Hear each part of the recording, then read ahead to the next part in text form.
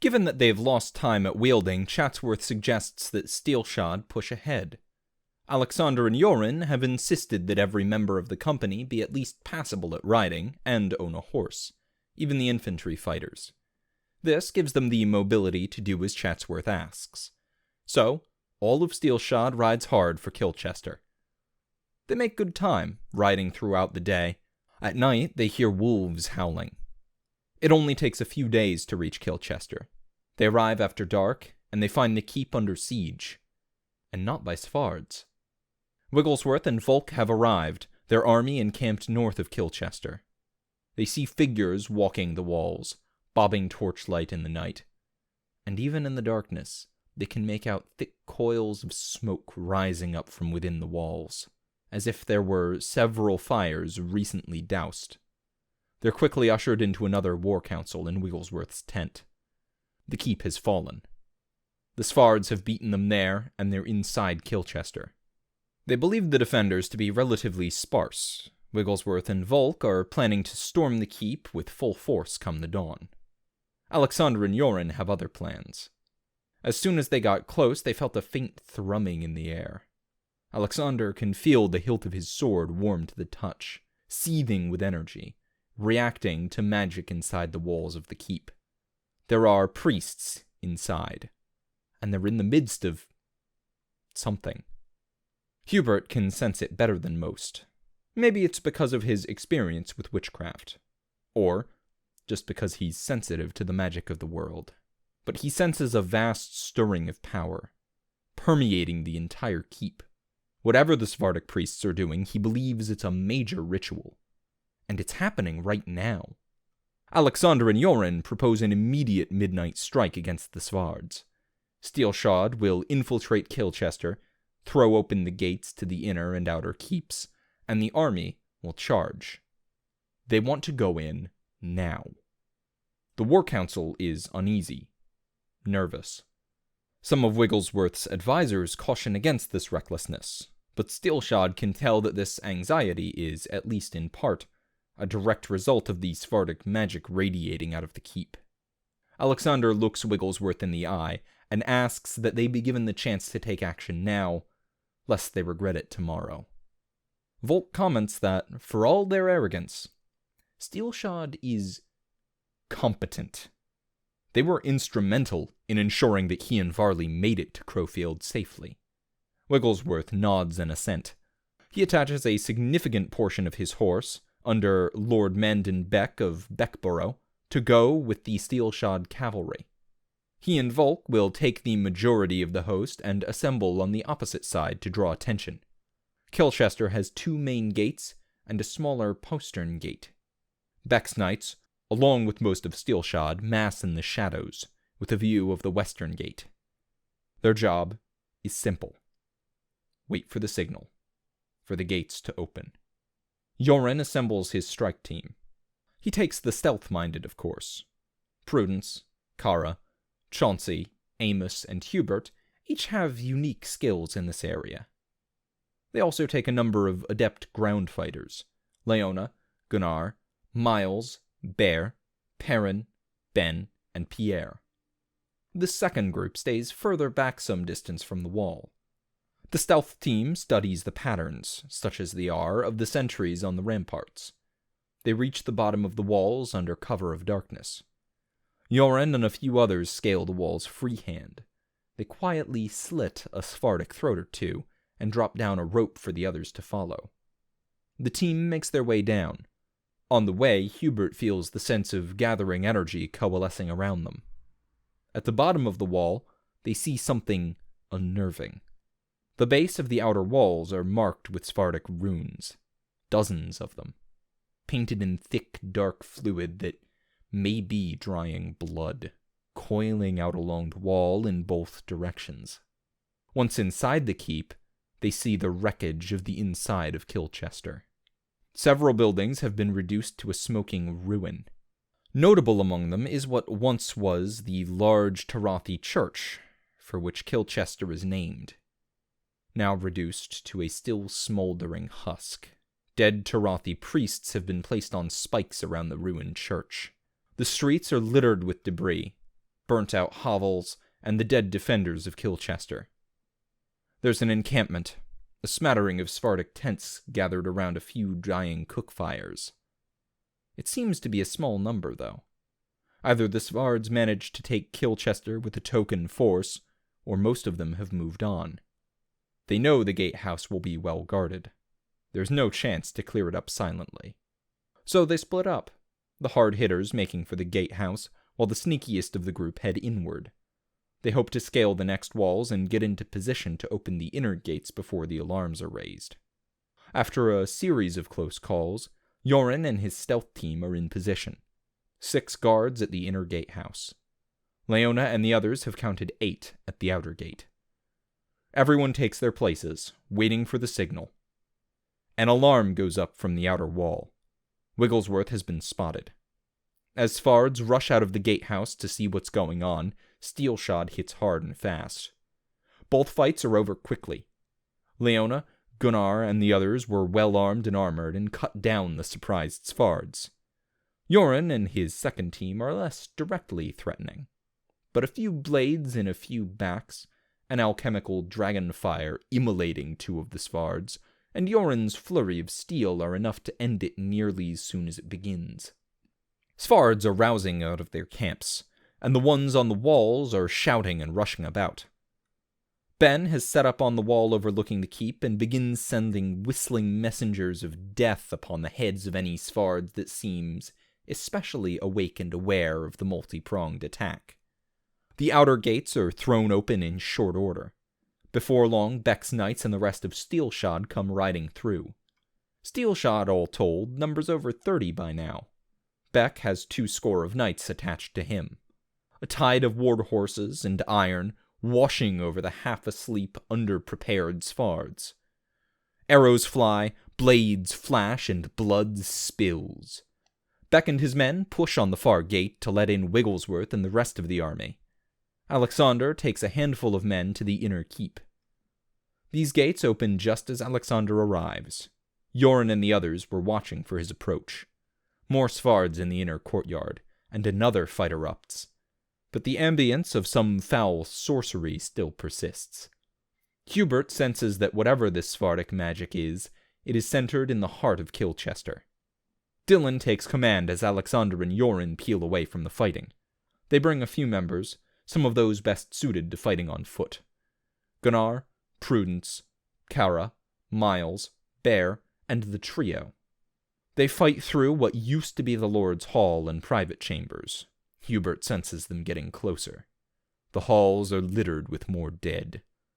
Maids, servants, men-at-arms, all butchered and strewn throughout the keep. As they advance, Alexander steels his resolve. He gives his men one simple directive. They will take no prisoners. They find the priests in the chamber of Peter Scales, Lord of Kilchester. The late Lord of Kilchester. Waiting for them are 3 Bearsarks, a small group of Svardic warriors, and 4 priests. The room is warm. A fire rages in the large fireplace, and the air stinks of blood and death. The priests have Lord Scales splayed out on a table. They've carved runes into his flesh, countless runes, and spilled his blood into several vessels. Even now, as the party advances, they continue to chant in Svardic. 2 of them break off from the ritual, turning their attention to Steelshod, changing the cadence of their chanting. Terror washes over them. Alexander tightens his grip on his sword and feels that familiar, painful heat burn the Svardic magic out of him. He tells them that it ends now. There will be no escape. As Alexander advances on the priests, one of the Bearsarks moves to interrupt. The enormous beast of a man casually wields a 2-handed axe in one hand. Alexander shifts into a fighting stance. Yoren feels some of the fear, but he does as he always does. He fakes courage until it is real. He charges straight for the priests. The Bearsarks move to interrupt, but he jukes around them, leaving them to be dealt with by his allies. He leaps onto the table, standing over Lord Scales, and in an eye blink has planted his blade deep in the chest of one of the priests. The rest of Steelshod is shaken by the Sephardic terror.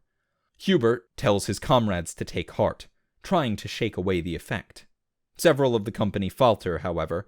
They hesitate, not fleeing but not advancing either. Miles, the farm boy, however, does not.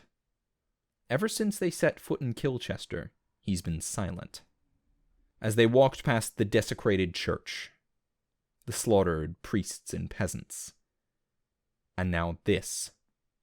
Akkadian lord, butchered on a table like a hog. His fist is clenched around his mace. When one of the Bearsarks steps towards the cowering members of Steelshod, Miles lets out a feral scream of unbridled fury. He rushes the Bearsark.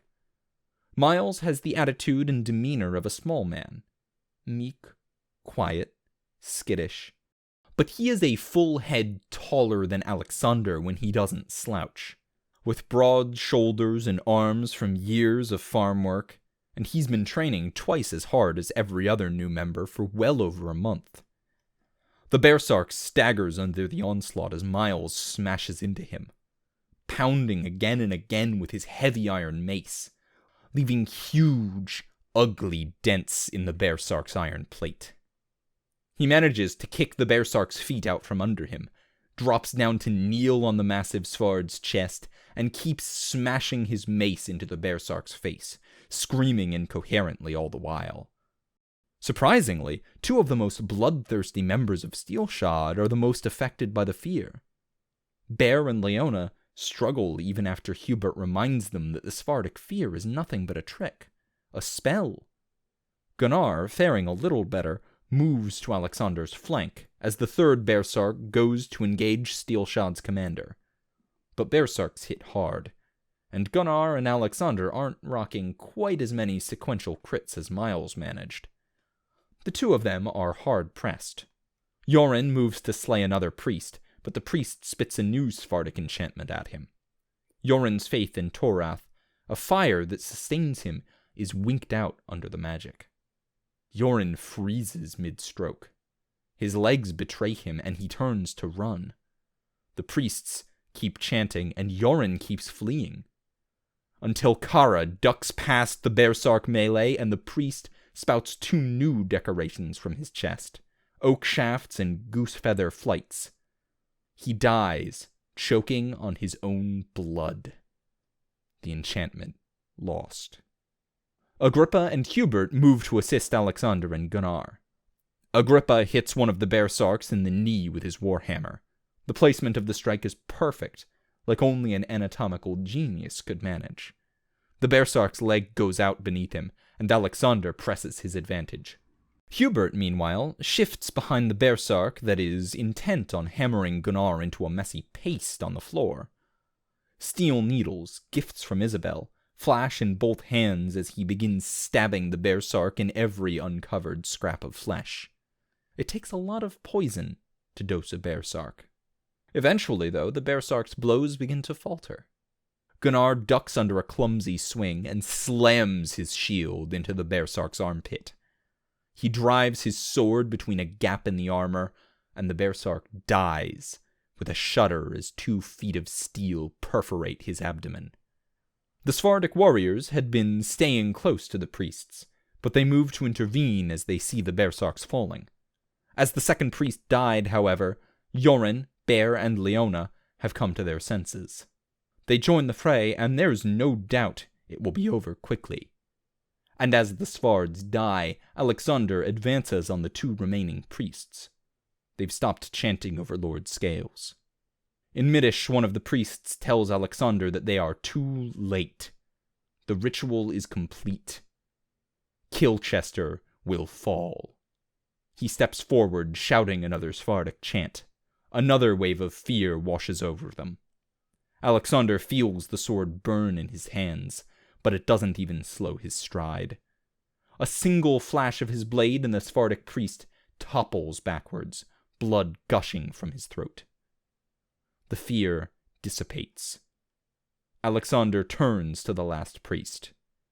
The priest lays down his weapons and holds his hands up, placatingly. He surrenders, asks for mercy.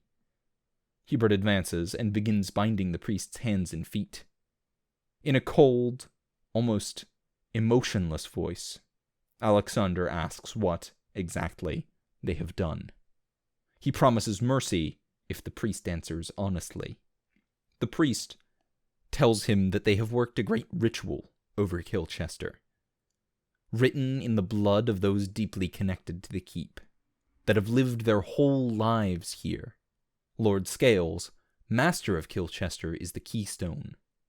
They have bound their magic into his body and blood, and when he dies, the keep will die with him. When he dies? Alexander orders Agrippa to tend to Lord Scales, who, sure enough, still lives, though only barely. Alexander asks if there is any way to stop it or reverse it. Not in the time they have left, comes the reply. They would have to disrupt every last rune painted on the outer and inner walls of the keep, and Scales will surely die before they can even begin. Alexander thanks the Svard for his cooperation. He grabs the priest and drags him to the fireplace. He tells the priest that Gunnar once told the members of Steelshod about Svardic burial practices, that burial at sea is preferred, so that you can be swallowed up and delivered straight to Valhalla. Burial on land is acceptable. It may take some time for your spirit to find its way through the rivers to Vlar, but all paths lead to the sea, sooner or later. But burning, the burning of the dead, a common practice in the south, is abhorrent to the Svards. Your spirit will be cursed, adrift, disconnected from Vlar. If you are lucky, perhaps Tear will find you and turn you into a hungry ghost. If you are unlucky, you will drift aimlessly, endlessly, lost. The priest has begun to sweat, staring into the raging fireplace nervously. Alexander observes that what he's doing is still more merciful than what the Svards did to the people of Kilchester, and, he suspects, what they had done to Elena. The priest begins to plead, to scream in terror. Alexander is calm, dispassionate, as he runs his sword through the Svard's chest and kicks him into the fire. Thank you for tuning in to Steelshod, a series by Mostly Rights, narrated by Tailforge. You can find every chapter in text format, as well as character sheets, setting information, maps, and rule documents on the Steelshod tabletop system in the link below.